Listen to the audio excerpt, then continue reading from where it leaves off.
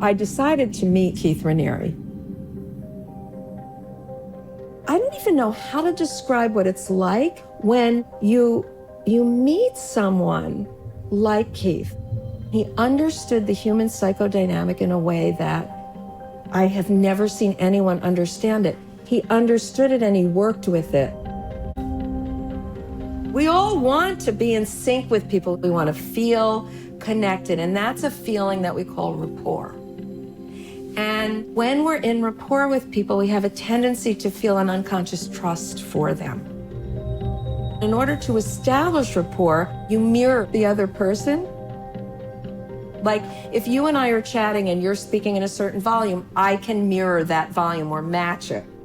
You know, let's suppose you have someone who's sitting and thinking or whatever. Suddenly I'm closer and everyone sort of sees it, but the person who's sitting like this will feel more in touch with me like that. You know, and I can We fall into a certain rapport when that happens. Keith was a master of that. When Nancy says about Keith Raniere that he understood the human psychodynamic in a way I've never seen anyone understand it, it's so interesting because he did understand a lot of it, but in a very conceptual way.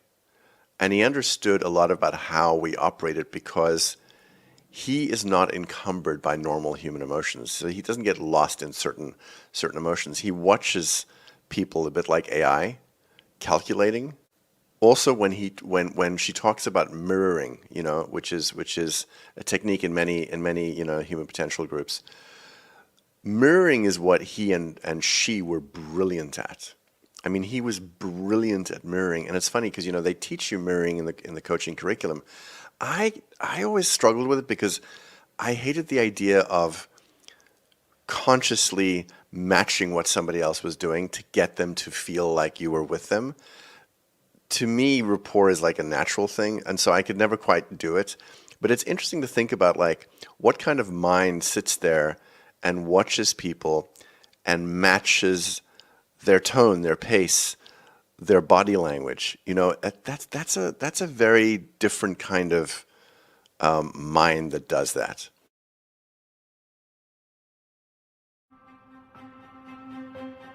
Yes, it's an acting curriculum, but there's so much more to this because what you learn is the art of life and how to be a true student of that.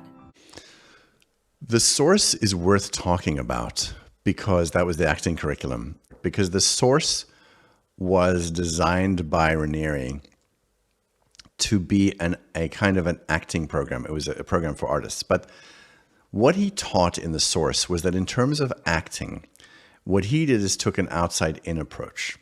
And what I'd always learned, and to this day still believe, is an inside-out approach. So for instance, if I'm an actor, the way I would do it is I would bring up the emotion that I'm required to feel by maybe keying into a memory of something in my life. And I would tap into my own, you know, biophysiology, so to speak. And then my face, my body would then transmit the emotion that was coming from deep inside. Raniere's acting technique was don't do any of that.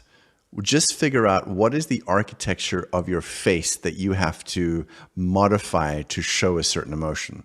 Like, what does grief look like? What does this look like? What does that look like? And it was a paint by numbers kind of acting approach. Now, interesting that he was teaching don't worry about the inside, just modify your facade, the audience will buy it. Because that's kind of like, that's like somebody who has no fucking soul, has zero conscience, zero feelings, and they've learned over time to mimic people's emotions to make people believe that they're feeling those emotions. And that's what the entire source was. Raniere had taught that because there was nothing inside of him. But the problem was there were no authentic performances that came out of that kind of acting modality because it's fucked. Now, I know that, you know, very, very skilled malignant narcissists use that. That is what they use. sociopaths might use it, definitely psychopaths use it. I know they use that. They figure out what is the architecture of my face and body that I have to represent to people to get them to believe that I am feeling this thing or that I care about them. That's why people get fooled, because most people feel a thing deeply and then show the thing. So it doesn't occur to them that somebody else is showing something that they're not feeling. That's the great puzzle for empathic people. That's the thing people have to realize. Not everybody is feeling those things. Many, many people are they're just fucking acting. And I mean that, like, they're just literally displaying this paint by numbers expression to have you believe they're feeling that. And so what Keith wanted her to do was follow him around with a video camera.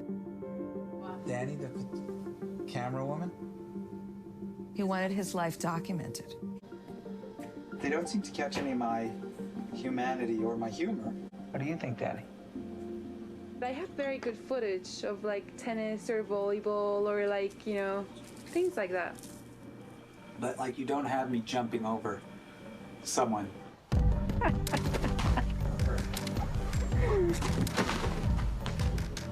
How did I look going over the people? Really nice.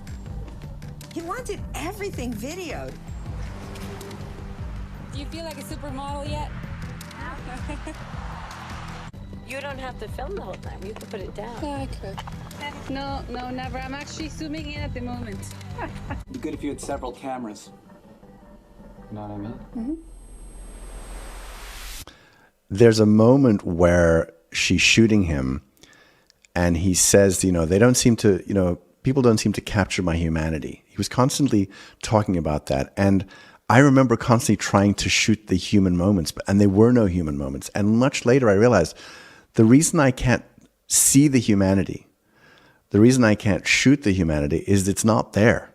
There's nothing in there. And I always thought it was my failing. And he always made it seem like you're not capturing, the emotional moments, the emotional beats, but there were no fucking emotional beats. There were no emotional moments.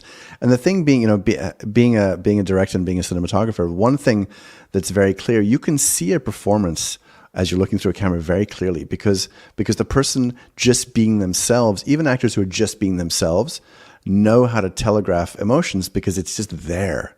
It comes from inside of them. Now I'm beginning to recognize there was nothing inside there to have it come from. That's why all you ever saw and all I ever shot was him just doing motions and talking. He was just doing stuff and talking. And I think that's probably what she struggled with as well. And he was constantly giving her feedback, it seems.